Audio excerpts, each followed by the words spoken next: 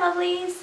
So I've had a few of you talk to me about how Uber Eats is a problem for you financially, so I want to talk to you about a few different ways that you can save money on Uber Eats. Yeah? We cool? Sound fun? Awesome. So the first one is look at what you're buying. Are you getting your curries with your rice and your naans and your papadums and everything else, the whole lot, the whole shebang? Is that what you're doing? Because if it is, I can guarantee that I can save you money instantly this way. So the first thing is, if you're buying all of the extras, don't. Now this might sound funny because you kind of go, well, I don't want to have my curry without rice, like what's the point? Make your rice at home. Now I tend to do, I'll cook up a big batch in my slow cooker, my rice, and I'll stick it in little containers which are approximately a single serve. So when I'm having rice at home for whatever reason, I want to have it, when I'm cooking, I will make more than I need for my meal. I'll store it in those little containers, I'll stick those in the freezer, and then when I need it, I can just take it out, pop it in the microwave, and I have rice. Right? I don't have to wait to cook it. So cook up a whole bunch of rice when you normally are cooking at home.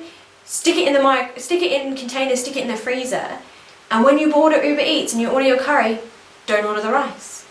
Papadums you can buy really, really cheap from the supermarket. You just chuck a bit of water on, stick it in the microwave, and they become something amazing. You don't have to order that garlic bread with your order. Just don't. And if you really, really want garlic bread, make it yourself. You have butter at home. You probably have some minced garlic somewhere in your fridge. If not, they're really, really cheap. You can buy a small jar of it next time you go to the store. Just mix a bit of butter with a bit of that, spread it on some bread and stick it in the grill for a little bit. By the time your garlic bread is ready, the rest of your food will have arrived and you'll have saved yourself some money. If you can save yourself money on not buying all those extras, you can save yourself a lot. Things like certain sauces, sometimes having an extra sauce or a particular type of sauce will cost you extra. Don't pick the sauce. Don't get the side or whatever else. If you know you can buy it, most of the sides you can honestly buy from a supermarket in the freezer section. Pull it out, stick it in the oven or in a fry pan or whatever, and by the time those sides are ready, your food's arrived. Don't order anything you don't need to. Same with desserts. Don't get the dessert. You could buy ice cream for like $1 a tub at the supermarket, stick it in your freezer, have that for dessert instead of paying, Uber to bring you some dessert that you could quite frankly have at home. You have ice cream, there's different types of chocolate cake things that you can, like little mini things, cupcakes, things like that. You can buy those from the supermarket, stick them in the freezer, pull them out when you need them, and it is so much cheaper than getting it from Uber.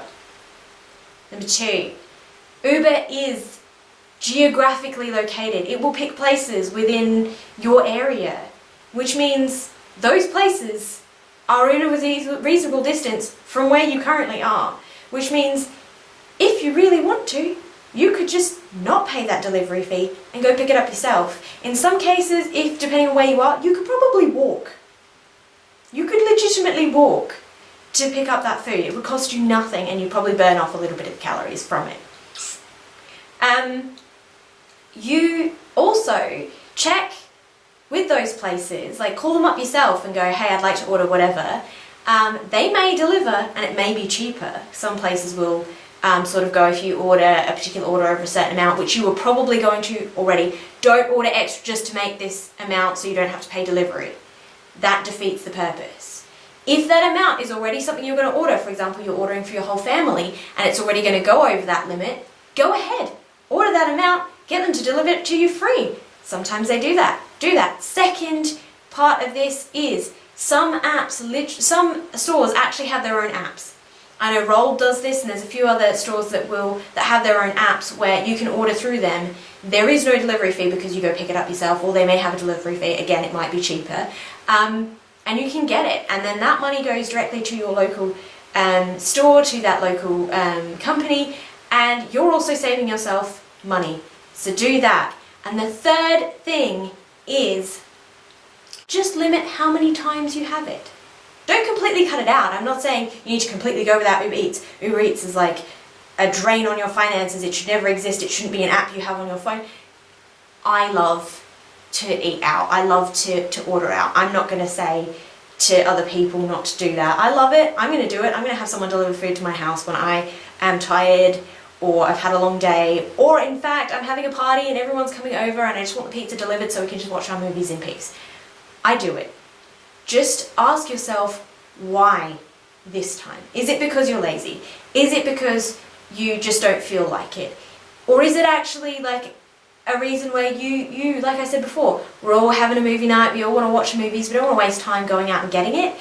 So just limit the amount of times you do order Uber Eats.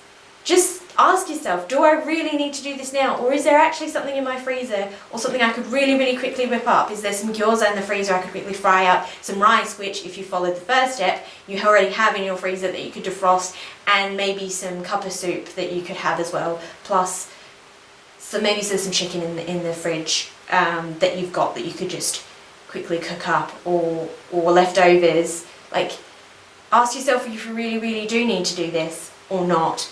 Because here's the thing, if you can limit your Uber Eats spending by about 20%, that can be huge, especially if it's one of the biggest spenders you have, which a lot of people are telling me, yeah, their big thing is Uber Eats, and I've had a few people tell me that. But that's 20% of your biggest problem. That's a huge savings when you look at it. It's not 20% overall, it's not 20% of the small little things in the coffee that you have every so often that really doesn't affect your pay, your finances. It might be the biggest thing, and if you can reduce that by 20% by following the 3 tips, you will make huge changes in your life, and it will be amazing. And trust me, you will be grateful and glad. And you can still enjoy Uber Eats.